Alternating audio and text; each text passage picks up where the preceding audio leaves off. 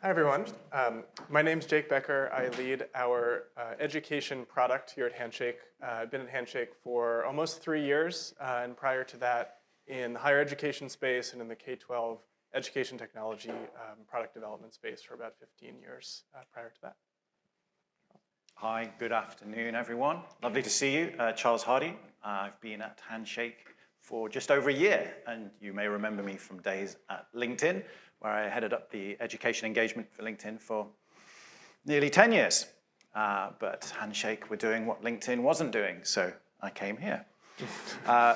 So what we like to do when we're exploring ideas and all the feedback that we got over the previous months is look at it through the lens of our users. So we're going to look at this through the lens of two personas. Firstly, please meet Julia. So Julia is a business student in her second year, looking to graduate in 2024 at Coventry University. Anyone from Coventry here? There we go. Excellent, nice to have you. She's not real, by the way. Don't try and find her on LinkedIn. So Julia is in her second year. She's just starting to think about careers. She hadn't really, to be honest, put much of her mind to it before. And she's actually a bit of a non-traditional student, like most students, in that she took a year out during the pandemic from her course and had a part-time job. So she's just getting back into this now and getting started and just starting to think about, okay, what are my long-term career aspirations? Great. And I'll be speaking to, frankly, all of you, the career services professionals who are working directly with students, trying to scale your impact, working with potentially hundreds or thousands of students to one of you, and helping students explore the various opportunities that they have in front of them to become career ready. So what are the tools and the programs that you need to use and run to give students the type of opportunity that they need? And frankly, as Christine was mentioning, how do you engage them? Where do you engage them? In what mediums and what forums? That's ultimately the challenge that we all face, and we'll be talking through the ways to Handshake can help with that.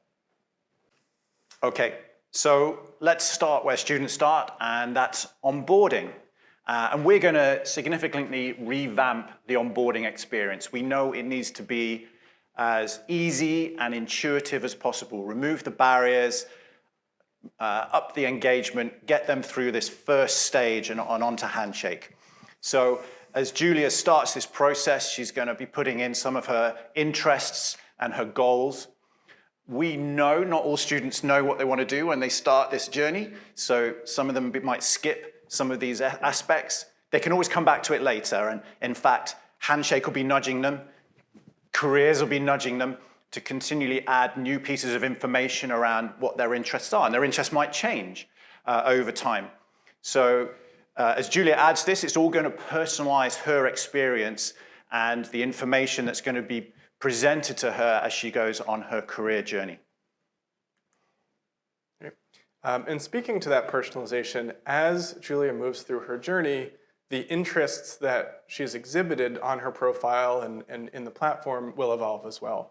And so one of the areas that we'll be investing in a bunch this year is around targeted outreach for students through different forums, whether through email or through other media, about specifically subgroups of students that you may want to target for, say, career interests or the types of courses they're in or the stage of their study they're in, and different mechanisms to filter that student group, reach out to them, and get the information, the resources, the materials that you need in front of them at the right time and in the right place. A lot of this is in place today, and we'll be enhancing a number of features around this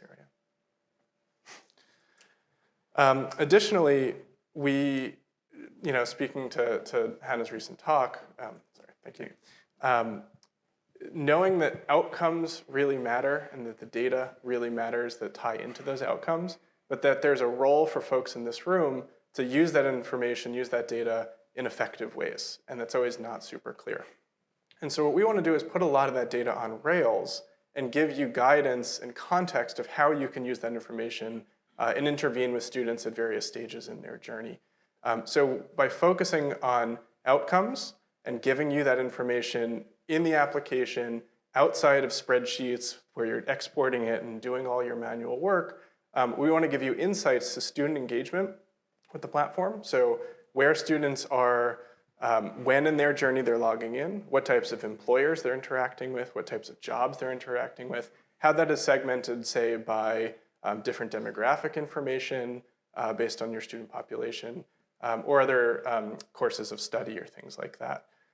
So we want to show you industries that they might be interested in, employers that you might want to connect with that you haven't yet connected with, and different information that can really change your practice and change your action, and not just give you, say, a mountain of data, as we just learned, is really hard to parse, and you might derive some information that may not be the most useful. And lastly, we did want to acknowledge that we respond to feedback. As Christine mentioned, we've had dozens of conversations over the past months, hundreds over the past many years, around different areas of our roadmap where your voice has really factored into how we might tweak our roadmap, tweak the things we're investing in. So I did want to acknowledge feedback that we've received in the past few weeks around career readiness and career registration tracking and the data that comes in. So we spoke to a number of folks. We recognize there's a range of opinions about how you collect the data, where that comes from, how you might want to report on it. A number of folks collect that data outside of the system, for example. And so shifting our focus to real-time engagement data around how students are engaging in the Handshake platform and how they're connecting with employers and how they reflect their own readiness to the wider network. And then giving that back to you in real time, as opposed to, say, a point in time, once a year, you get one snapshot of a student's place. Now, that said, that data could be imported into the platform itself, and through labeling and various tagging to students to be able to report on data you collect externally and put that in, but also our focus being on giving you more real-time, up-to-date information on a rolling basis. Okay, back to Julia. So, having zoomed through onboarding on the mobile app, her next big step is to start filling out her Handshake profile. And actually, she already has a CV. You remember she did that part-time job for a year. She's got a CV that she can upload, and Handshake will automatically pass a lot of that information directly into a profile, so into the relevant sections. So it gives her a great head start. And a lot of that information is also going to help formulate her experience as she moves through the system. So this becomes her CV on a cloud, CV that never sleeps, 24/7, helping her out and finding her matches and helping her develop her career journey. So really the profile is the beating heart of Handshake. It's going to drive her forward, and we're going to be nudging, you're going to be nudging her to keep it healthy, keep it fed as she goes through this career journey. And that might be in terms of helping with those matches of information in the feed, or it might be through promoted content, personalized content, as Jake was talking about, that's coming from the careers team. Also, she can make that, when Julia's ready, she can make it visible to employers. So employers can start promoting their jobs or events or information to her because she's coming up in their searches. So, profile, beating heart of Handshake. Now we're looking to take that CV passing to the next level. We want to put skills at the heart of the Handshake ecosystem. Now, we're not talking about creating a new skills taxonomy. We know that's very hard. Lots of people have tried it, not necessarily successfully. What we want to do is make skills something that's in the familiar language that students use. So, for example, when they go for an interview, they'll be asked a question like, give me an example of where you demonstrated leadership.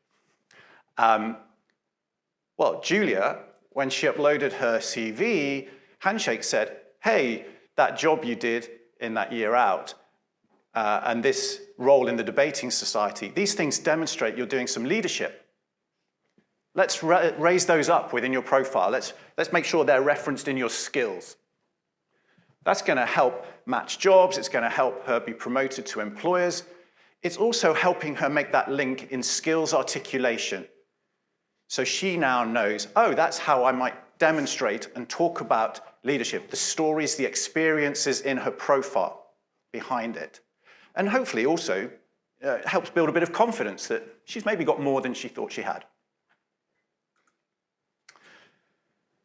But now it starts to get really interesting because of the Handshake network. Because we want to use this language of skills to really connect students and careers with employers. So on the flip side, employers often don't know what skills they're looking for when they're posting jobs. And we've probably all seen some dodgy job descriptions in our time. So our intention is to actually help the employers in the same way we're helping the students pass skills into their profile. We want to help employers really elevate the skills within their job descriptions into the Handshake platform. It's going to help better matching. Now we're talking the same language. It's going to help better matching for an experience for Julia, because jobs are going to match her skills. And it's going to help the employers when they're searching and shortlisting potential students to reach out to based on the skills piece within their jobs as well. So that's something we're looking at in the next 12 months. But beyond that, how we can also develop that further and really create a language that works for all. Yeah, thanks, Charles. So, one of the areas that we'll be investing in and probably building a number of partnerships this year around pilots is using information from your courses and from your curriculum to pull that information into Handshake and make that more of an automated process. So instead of having to parse CVs, as we just mentioned, using your faculty, using your expertise, and piping that information into student profiles so that the connections with employers can be made much more seamlessly. Now, we know that's a challenge, right? Parsing curricula, parsing coursework, and building out the perfect language is a challenge. And so we want to go with you on that journey and see what that looks like. But ultimately, the goal is to make this a seamless process so that as you embed this information into your curriculum, that students coming out of those courses have the right information on their Handshake profile as they go out into the workforce and as they become career ready, that they can leverage that information in a much more seamless and standardized way. That we're all not using different language and that there is some uniform language in the network more globally. So we'll be running some pilots this year on how that works to be able to push that data into the system, obviously in a secure and encrypted fashion, such that students have the ability to choose whether or not they put that skill set on their profile. Right, really excited to give you a bit of an exclusive on the next bit. Get your cameras ready. This is the new design for the Handshake homepage student feed. And we're developing this on both mobile and desktop. What we want to do is create a very natural feed and a digital experience that students are used to and probably expect from how they use other platforms outside of careers in their everyday lives. And you're getting a bit of a showcase here. It's going to include, yes, Handshake recommendations on employers and jobs. It's going to include content recommended by careers, which could be for events for employers to follow, for useful resources, etc. All embedded in a feed that the student can easily scroll through. What I'd also say is, this looks a bit like Instagram, or it looks a bit like LinkedIn. It's supposed to look a bit like that, but it's not Instagram, and it's not LinkedIn. It's actually your university careers feed for your students. And it's going to recognize Julia's in her second year. It's going to say, okay, you're probably looking at these kind of employers because of her interests and what she's studying. It's going to suggest maybe some internships because she's in the second year. She's not necessarily looking at graduate roles yet. And it's also going to maybe have some useful content and resources that careers are promoting to second-year business students, maybe, with these particular interests. Great. And to that end, we know that the mechanism by which we deliver this content will evolve. We will experiment, frankly, with different means of reaching students, whether it's through email, as I mentioned earlier, whether it's through dynamic feeds, desktop, mobile, other devices. And that will evolve over time, and we'll keep you involved in that process. We're also exploring different publishers of that content. So yourselves, experts in the field, being able to create videos, resources, and publish that into the network, targeting for different students, different student groups, different demographics, et cetera. But also working with our employer partners to highlight information that they think is most relevant and most important for students that would be useful for them as they enter the workforce and might be interested in joining their firm. Other areas of exploration are user-generated content and students posting information themselves, which, as we know, is a super common form. But we want to structure that in a way where it's useful, it relates heavily to where a student is in their journey and where they're becoming workforce ready. And it's not just a post into the broader ecosystem and hope for the best, right? We want to give a lot more structure to that, a lot more targeting to that, and really control for the best content. The resources that you create become, as mentioned, part of the curated feed for students. So how that gets targeted to students will be through configurations, will be through smart algorithms of saying this is the information that this type of student needs the most, or they might have expressed explicit interest in a particular industry or sector, and that content we know is useful because it's been liked or watched by certain students who have similar attributes. And so we'll use that information to really get that information in front of students. And our goal, frankly, is to drive student engagement.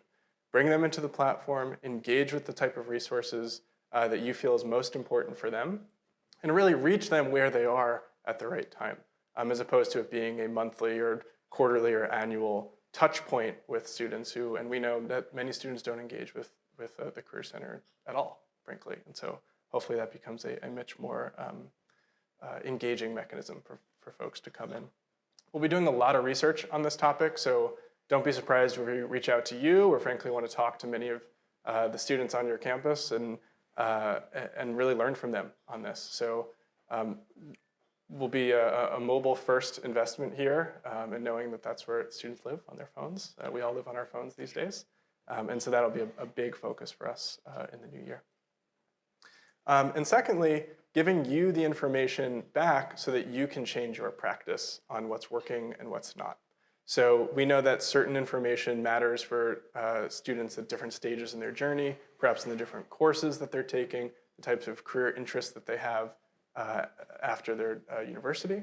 And so giving that information back to you on things like, which items might have been liked or watched, or by which subgroups of students, which populations engage with different content, will give you information on where you could be investing your time and resources moving forward. And what you saw on that last slide, that the revamp of the resource library, Not Before Time, is going to be much more interactive and visually stimulating for the students. Here's Julia. So she's actually looking now at a learning resource that was promoted to her by the Career Service, came up in her feed, and she's jumped into that, and she's really interested in it, and so much so she's actually liked it, and she's sharing it with a few of her friends. What we want to do is make sure you understand which pieces of content are really engaging and which are not. So you'll be able to understand whether students are clicking on this, are they downloading it, are they viewing it, are they sharing it? So you can understand which content is really engaging and which is not. And you might want to adjust your strategy based on that. Or it might be different demographics of students. Different students in different parts of the university at different stages in their career journey are engaging with certain types of content. So we want to help you learn from that, and then you can upgrade the personalization of how you share content to different groups of students. Great. And speaking to a number of folks over the past few months, we know that embedding careers information and resources into the curriculum is very important. A lot of folks are doing this. And so what we want to do is help you embed that into the various journeys or awards that you're providing your students seamlessly, right? So building deep links into the journeys part of the product and the awards that directly link to the various resources and vice versa, that if a student is taking a course, that they have careers resources involved in that course, and that directly links out to journeys and goals that they're completing in that journey as well.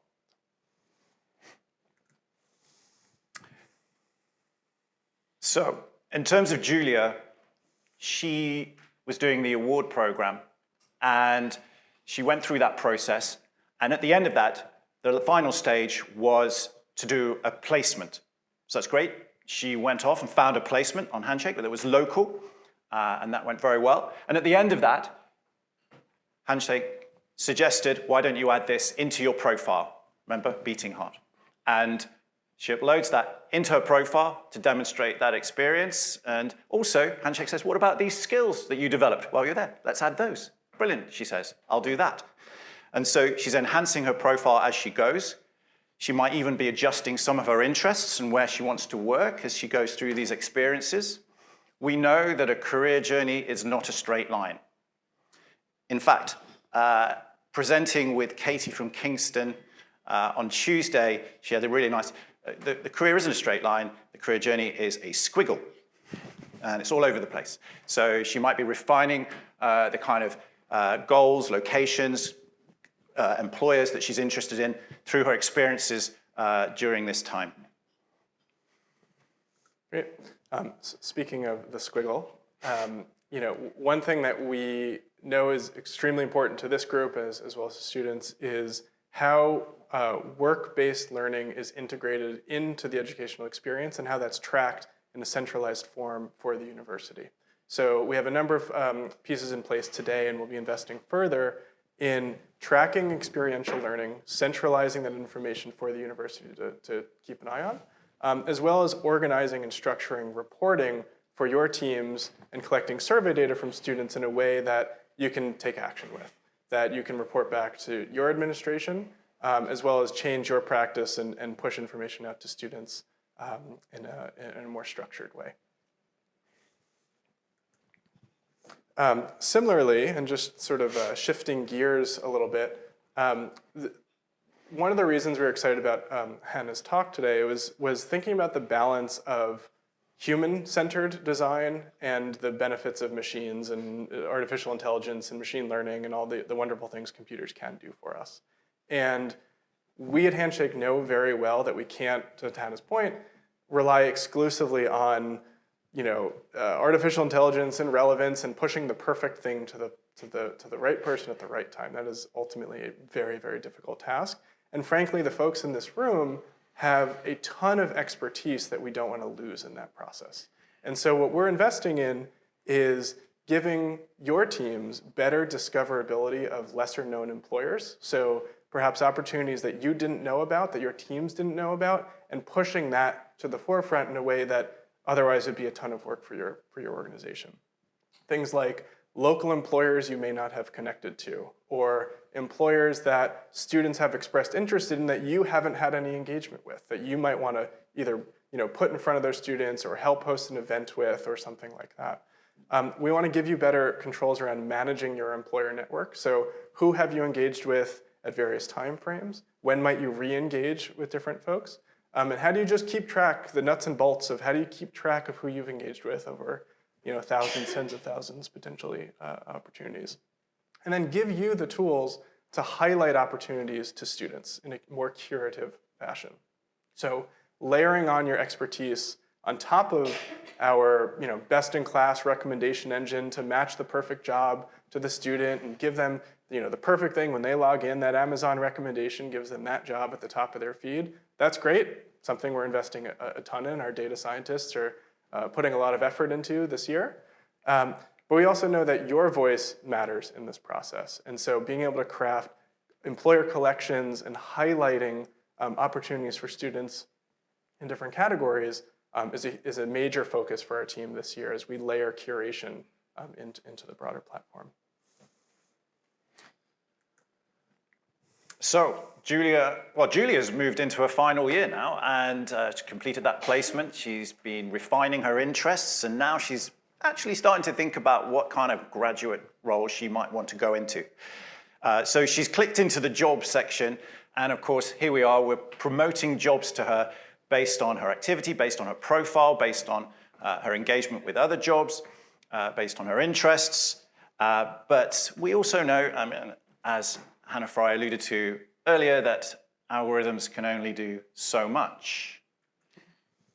Yeah, and as I mentioned earlier, the ability for your teams to highlight jobs and have university picks of those jobs is a way, as we increase access to the network and add more students and more employers, the question is, what is too much and how much is overload?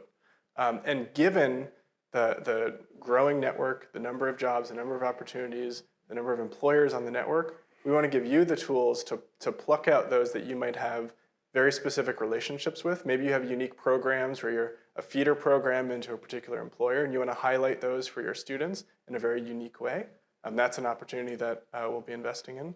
And presenting that to students in a way that is integrated into their everyday experience. So, in this mock-up, a little yellow tag that says, this is something that your careers team thinks is great for you for these various reasons. Maybe, maybe you're a first-generation student, maybe you're an international student, and that this would be something that might be most relevant for you, is, again, layering your expertise and your relationships on top of the broader network, which, sifting through hundreds of thousands of jobs might be a difficult task for a student, but also for a computer algorithm to do perfectly as well. And so we know that there is that balance. So Julia gets a job promoted to her by the career service. You see it's a uni pick. I think that's green. I don't think that's yellow, Jake. But there you go. Green is yellow. Could be my eyes. Yellow is My green. wife says I'm colorblind. So she has a look at this job at Barclays, and that looks quite interesting. And also some other information that careers have suggested around this job, that it's been promoted to her. It's great for marketing students. They've put a bit of salary information. Like, wow, that's a good salary. That's 40 to 50K. Is that what grads earn at Barclays? No one from Barclays here. Okay, and also a label in terms of interest, invest in diversity and inclusion. So all these things are useful insights for how she might be sorting and filtering jobs. And she's come onto this. She finds this is actually really caught her eye. She likes this. So she clicks on save because she's got to finish a coffee and get out the coffee shop and get to a lecture, and she'll look at it later. So back to her feed. It's growing with her. So if her profile is her beating heart, yes, the feed, this is her lungs, right? It's bringing fresh air into her experience on Handshake. Think of it as the lungs, and here it is. It's developed. It's understanding she's now in her final year. It's promoting graduate roles to her.